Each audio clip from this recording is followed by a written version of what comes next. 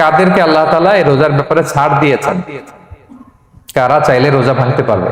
এই ফরজ রোজার ব্যাপারে কেউ কেউ আছে তারা ছাড় পায়, তারা কারা? হু আর দে? এটা আমরা আগে একটু শুনি।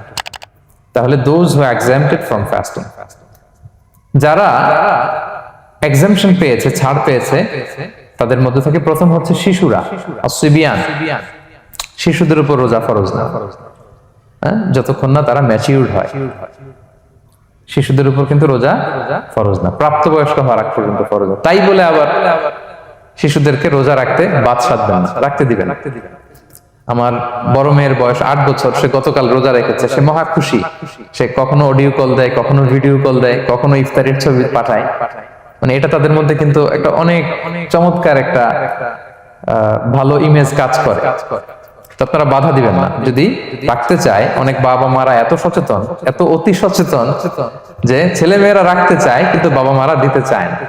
1-2 দিন না খেয়ে থাকলে বাচ্চারা মরে যায় না, কিন্তু তার মধ্যে এই যে একটা স্পিরিচুয়াল একটা কি বলবো ভাইব আসলো, একটা স্পিরিট আসলো, এটা যেন আমরা নষ্ট না করি। আমার মনে আছে বৈশাখী টেলিভিশনে একটা লাইভ প্রোগ্রামে এক ছোট্ট মেয়ে প্রশ্ন করতেছে যে, হুজুর আমি তো রোজা রাখতে চাই, আম্মু আমাকে রাখতে দেয় না, তো আম্মুকে একটু বলে দেন যাতে আমাকে রাখতে দেয়।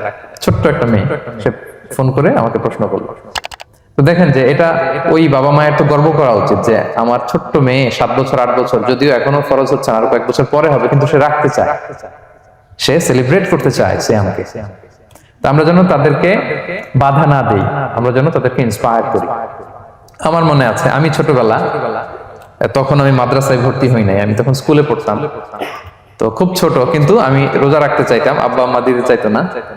আমার দাদি আমাকে বলতো যে তুমি একটা কাজ করবা, তুমি সকালে স্কুলে যাবা, দুপুর 12টায় ফিরে আসবা, এসে খেয়ে ফেলবা, তো হাফ রোজা হয়ে গেল, অর্ধেক।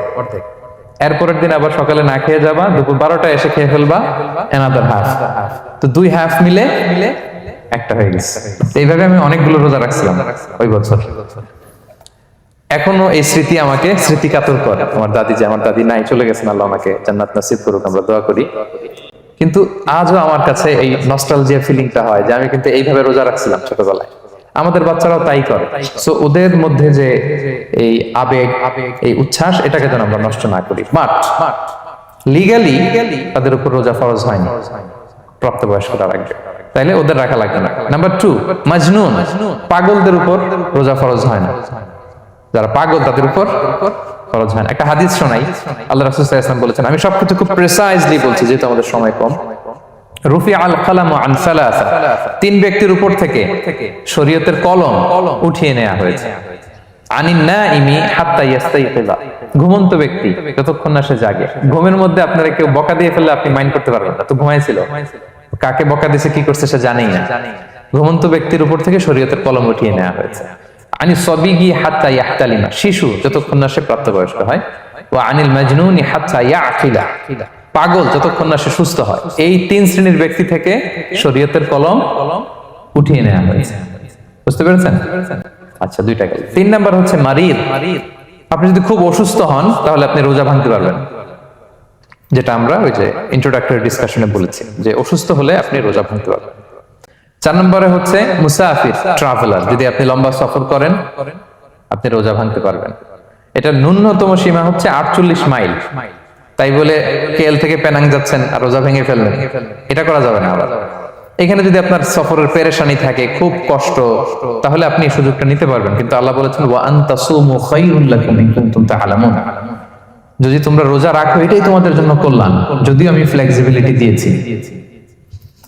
তো রাসূল সাল্লাল্লাহু আলাইহি ওয়াসাল্লামের সময় দেখা যেত যে মক্কা থেকে মদিনা, মদিনা থেকে তায়েফ যেতে প্রচন্ড গরমের মধ্যে ওনারা উট দিয়ে মরুভূমির উপর দিয়ে যেত।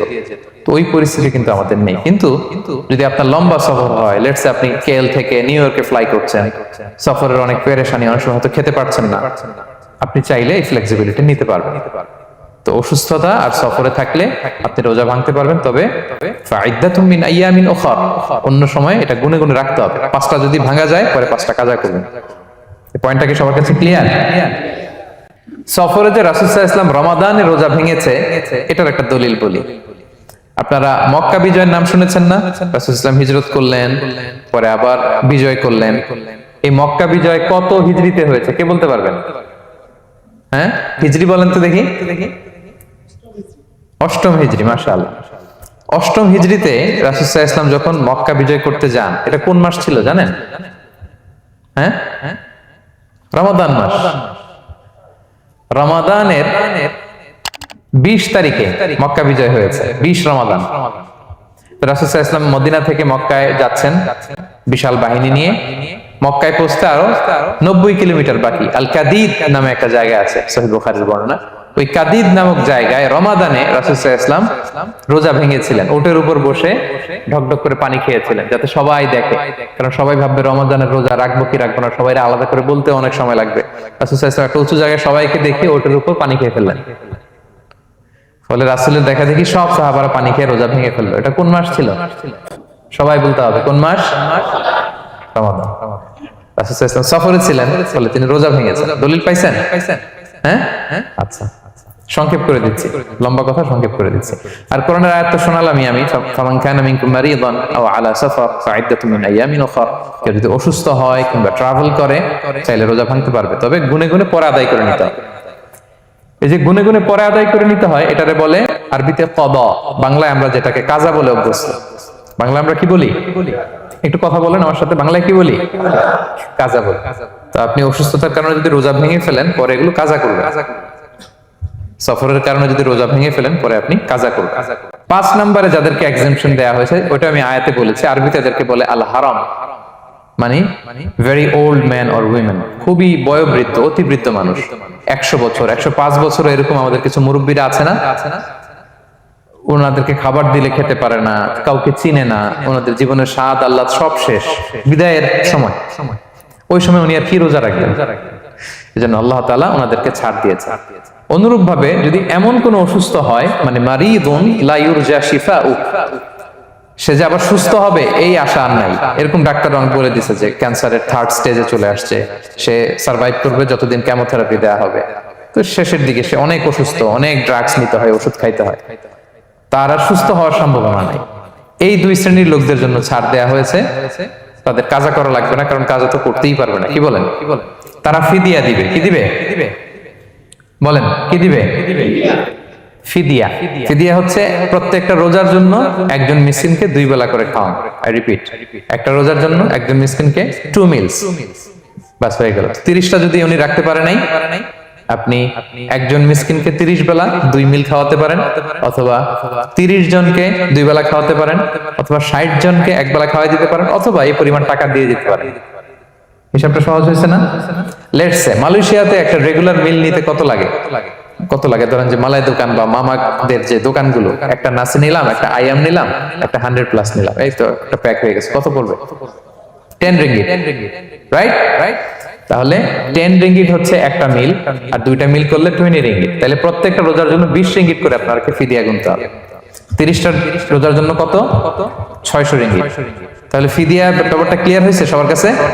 আমাদের এরকম মুরব্বী যদি থাকে যারা রোজা রাখতে পারছেন না, তাদের জন্য আমরা এইভাবে ফিদিয়া আদায় করি। গেল।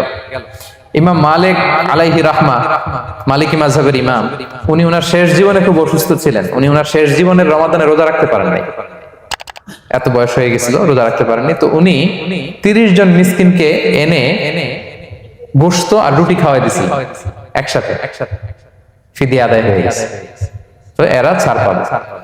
6 নাম্বার হচ্ছে আসহাবুল আমাল আশ-শাক্কা, যারা খুব কঠিন কাজ করে। এই প্রসঙ্গটা নিয়ে অনেকে ভুল বোঝে। এটা হচ্ছে এমন এমন এমন কাজ যারা করে, যারা কাজ করতে করতে অসুস্থ হয়ে যাওয়ার সম্ভাবনা আছে, মৃত্যুর মুখোমুখি, বেহুশ হয়ে যাওয়ার সম্ভাবনা, হ্যাঁ, তাদের জন্য ছাড় দেওয়া। ব্যাপারটা এমন না যে কেউ মরুভূমিতে কাজ করে সে রোজা ভাঙতে পারবে, কেউ রিক্সা চালায় কেউ রোজা ভাঙতে পারবে, কেউ স্টোন ক্র্যাশে কাজ করে সে রোজা ভাঙতে পারবে, এরকম। ধরেন যে মরুভূমিতে যারা কাজ করে, বা বাংলাদেশে সামারে যারা রিক্সা চালায়, অথবা আয়রন ফ্যাক্টরিতে যারা কাজ করে, অনেক সময় এমন হয় তারা ডিহাইড্রেশনে ভুগতে ভুগতে বেহুশ হয়ে যায় কাজের মধ্যে, এরকম হয় না? হয়। তাদের জন্য ছাড়, কিন্তু তাদের জন্য রেকমেন্ডেশন হচ্ছে এটা ফরজ ইবাদত, এটা তাদেরকে রাখতেই হবে। হয়তো নাইট শিফটে কাজ করার ট্রাই করবে, অথবা সারা বছর একটু একটু জমিয়ে রোজা রাখার চেষ্টা করবে, কিন্তু রোজা তারা রাখবে, তারা সাহুর খাবে, তারা রোজা রাখা শুরু করবে। কিন্তু মরুভূমিতে কাজ করতে করতে যদি এমন হয় যে সে বেহুশ হয়ে যাচ্ছে, মরার উপক্রম, এই পরিস্থিতিতেও সে রোজা ভাঙতে পারবে না, ইসলাম এতটা কঠিন নয়। পরিস্থিতি যদি এমন হয় তখন সে রোজা ভাঙতে পারবে, পরে সে রোজাগুলো কাজা করে নেবে। আচ্ছা, তো এই জন্য এই সমস্ত লোকদের ব্যাপারে আমাদের একটু সহনশীল হওয়া উচিত। আমাদের যে ওয়ার্কাররা গরমের মধ্যে কনস্ট্রাকশনে কাজ করে, আয়রন ফ্যাক্টরিতে কাজ করে, খুব কঠিন কাজ করে, তাদের কাজের টাইমটা কমায় দেয়া, তাদেরকে সাপোর্ট দেয়া, যাতে তারা রোজা রাখতে পারে। 7 নাম্বার হচ্ছে আল হামিল, গর্ভবতী নারী। 8 নাম্বার হচ্ছে আল মুরদিআ, ব্রেস্ট ফিডিং মাদার, বাচ্চাকে দুধ খাওয়াচ্ছে যে মায়েরা, ওনারা রোজা ভাঙতে পারবে। যদি ডক্টর বলে যে আপনি যদি রোজা রাখেন পেটের বাচ্চার সমস্যা হবে, রোজা ভাঙতে পারবে, পরে কাজা করবে। অথবা ডক্টর যদি বলে যে আপনি যদি না খান তো বুকে দুধ আসবে কোত্থেকে, বাচ্চাকে খাওয়াবেন কিভাবে, ডিহাইড্রেশন হবে, রোজা ভাঙতে পারবে। এটার দলিলটা শুনেন, সুনানে আবু দাউদের হাদিস, আল্লাহ রাসূল সাল্লাল্লাহু আলাইহি ওয়াসাল্লাম বলেছেন, ইন্নাল্লাহা আযজা ওয়া জাল্লা ওয়াদাআ আনিল মুসাফিরি শাতরাস সালাহ, আল্লাহ তাআলা মুসাফিরের জন্য নামাজকে অর্ধেক করে দিয়েছেন কসর, ওয়া সিয়ামা আনিল হামিলি ওয়াল মুরদি, আর গর্ভবতী নারী আর দুধ খাওয়াচ্ছে এমন মায়ের জন্য আল্লাহ সিয়ামকে এক্সাম্পশন দিয়ে দিয়েছেন, ছাড় দিয়েছেন, তারা চাইলে রোজা ভাঙতে পারবে। ক্লিয়ার?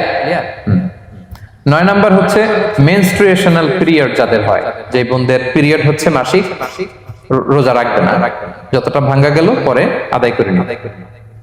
10 নাম্বার হচ্ছে পোস্টপার্টাম পিরিয়ড, যেটা নিফাস বলে, আফটার বার্থ, এই বেবি ডেলিভারি, বেবি ডেলিভারির পরে আমাদের বোনদের যেই পিরিয়ডটা হয় সেই সময় ওনারা রোজা রাখবেন, কয়টা ভাঙলো গুনে পরে কাজা করে ফেলবে। এবং আম্মা জান আয়েশা রাদিয়াল্লাহু তাআলা আনহা উনি বর্ণনা করেন, কুন্না নাহিদু আলা আহদি রাসূলিল্লাহ, এটা একটা ন্যাচারাল প্রসেস, আমাদের আম্মা জান নবীদের স্ত্রীদেরও এটা হতো।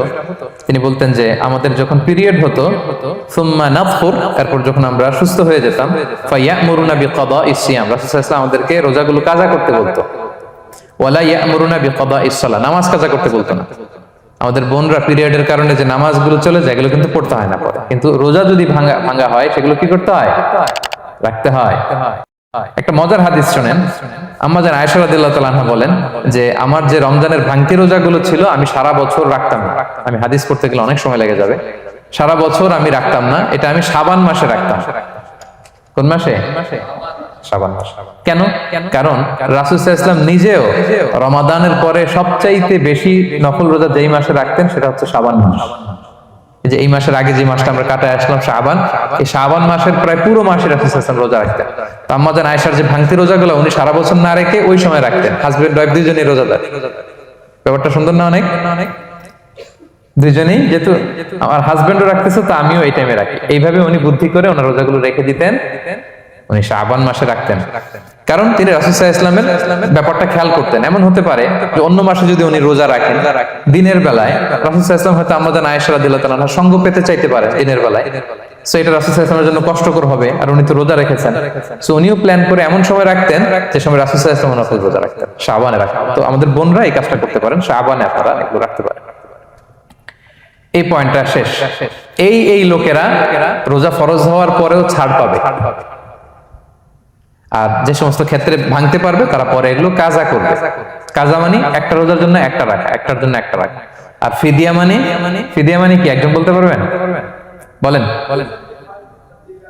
মাশাআল্লাহ, একটা রোজার জন্য একজন মিসকিনকে 2 বেলা খাওয়ানো, আর 30 রোজার জন্য